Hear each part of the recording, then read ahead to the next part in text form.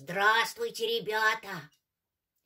Сейчас вы послушаете башкирскую сказку «Благодарный заяц». А написал эту сказку Сергей Михалков. Приятного просмотра, девочки и мальчики. Здравствуйте, ребята! Пришло время нашей передачи «Сказка на ночь». Садитесь поудобнее и внимательно слушайте.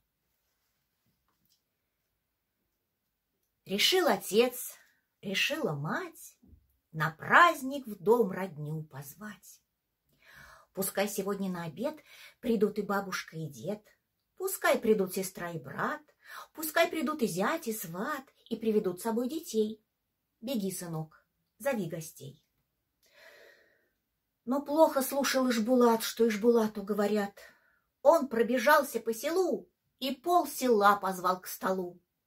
И вот на праздничный обед пришли и бабушка, и дед, сестра и брат, и зять и сват, а с ними дядька Салават, за ним Кугуй и Юлдыбай, и Кадыргул, и Саранбай, и Халима, и Аминбек, ну, словом, 40 человек. Уселись гости кое-как, и тут же съели бешбармак. За 5 минут исчез пирог, за ним исчез бараний бок. «Как быть?» — отца спросила мать. «Что мне еще на стол подать? Я в дом одну родню ждала, а в дом явилась полсела».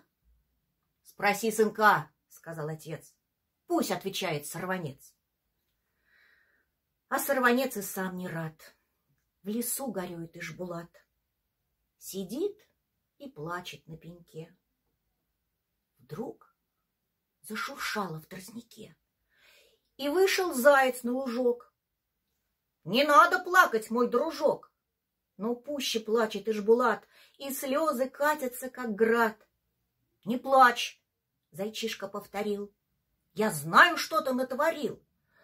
Но ты зимою как-то раз меня от лютой смерти спас, и я тебе не серебром, а за добро плачу добром. Ступай домой и слез не лей, все обойдется, ей же ей». Пришел из леса Ишбулат, а гости все в гостях сидят. Явившись вместе на обед сидят и бабушка, и дед, сестра и брат, и зять и сват, а рядом дядька Салават, за ним Кугуй, и Юлдыбай, и Кадыргул, и Саранбай, и Халима, и Аминбек. Ну, словом, 40 человек. Они сидят и молча ждут, что им еще поесть дадут. «Как быть?» — отцу сказала мать. «Нас перестанут уважать». «Так не гуляли мы давно», — вздохнул отец, взглянув в окно. И замер вдруг, открывши рот.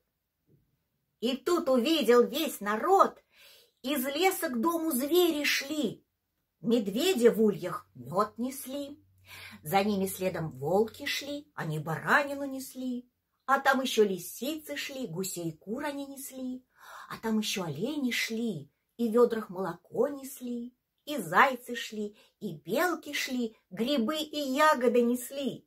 И полевые мыши шли, зерно в мешках они несли. 3 дня, 3 ночи напролет шел, пил горой, гулял народ. И я там был, и пил, и ел, и с зайцем рядышком сидел. Вот такая замечательная башкирская сказка, написанная детским писателем Сергеем Михалковым.